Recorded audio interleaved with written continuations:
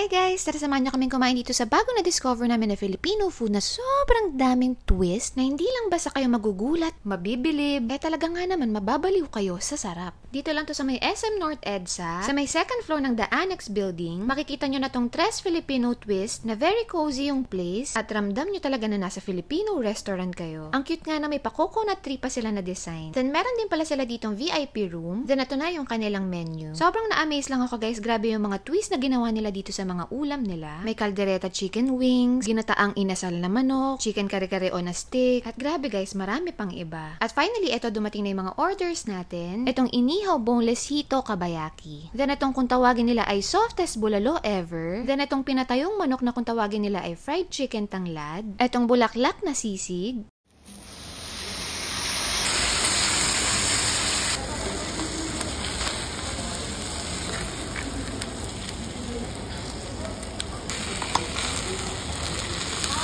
Grabe guys, yung bago natin na-discover na Filipino restaurant. Marami silang twist dito. Ito yung volcanic kare-kare nila.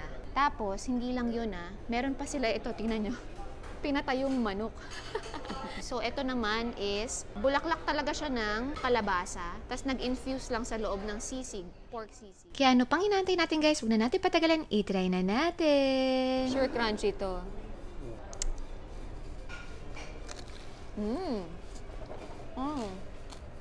Oh, wow. Nag-mix yung crunchy tsaka yung puro taba sa loob. Grabe, sobrang sarap. Kung matagal ko na kayong follower, alam nyo mahilig ako sa taba. Pero moderately baka akala nyo everyday yung taba ko. Mainit-init pa. Woo! Ayan, kuha tayo ng gulay.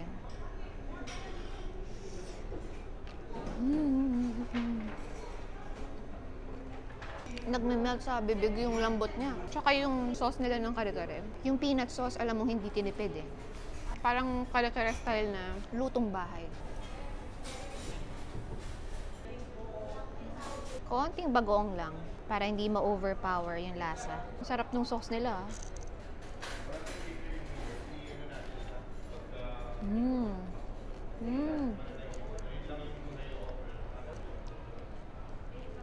Masarap.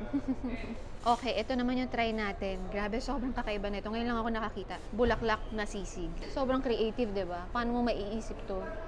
May sauce na siya on top. Mamaya na lang natin sausaw sa suka.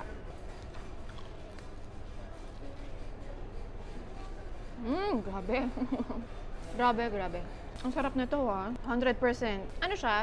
Oily. So kung medyo high blood ka or medyo may edad ka na, hindi ko i-recommend kasi oily siya, diba? Deep fry. Pero kung ang hanap mo ay masarap, nakakaiba, highly recommended ko to. Masarap.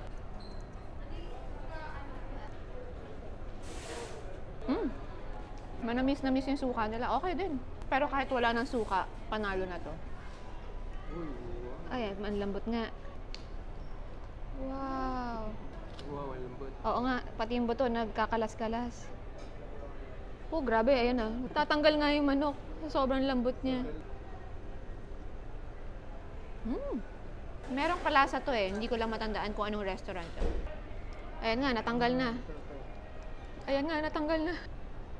Masarap.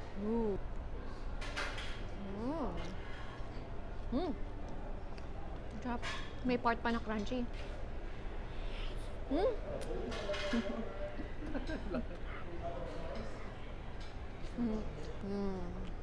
Grabe kakaiba dito.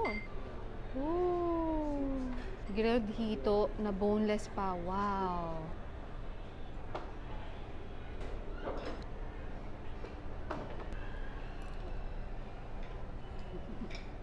Oh, grabe.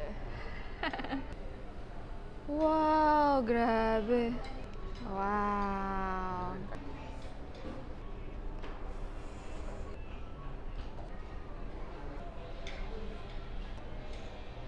Grabe. Overload yan, love Okay. Oh, game.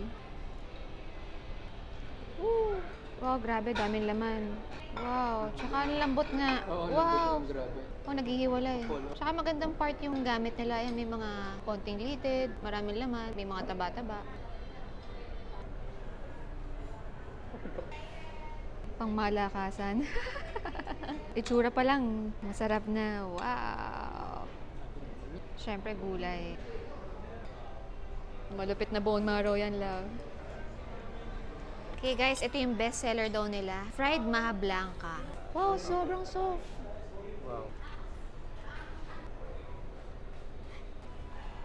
Tapos itong panucha. Ooh, grabe yung twist nila, no? Pati dessert hanggang doon abot yung twist nila.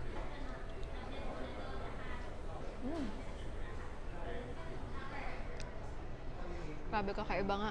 Kasi may mga bits-bits siya ng nyog. Sarap, grabe. Ito, yung labas niya, may pagka malutong pa. Samahan mo na malambot yung maha blanca sa loob. Tapos may ice cream ka pa, tapos may sauce ka pa. Kaya pala bestseller nila. Sarap na ito. Ito naman yung sapin-sapin brulee nila. May makapuno, ube ice cream, tsaka langka. Oh. Wow, tingnan niyo yung loob. Sobrang unique.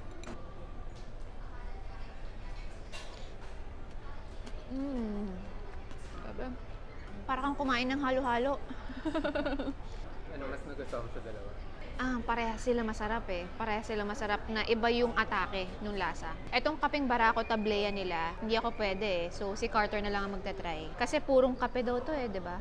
Wow, kapeng barako.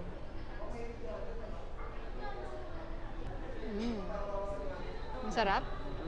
Kapeng-kape siya talaga. So, yun lang guys. Thank you for watching. Bye! Mwah!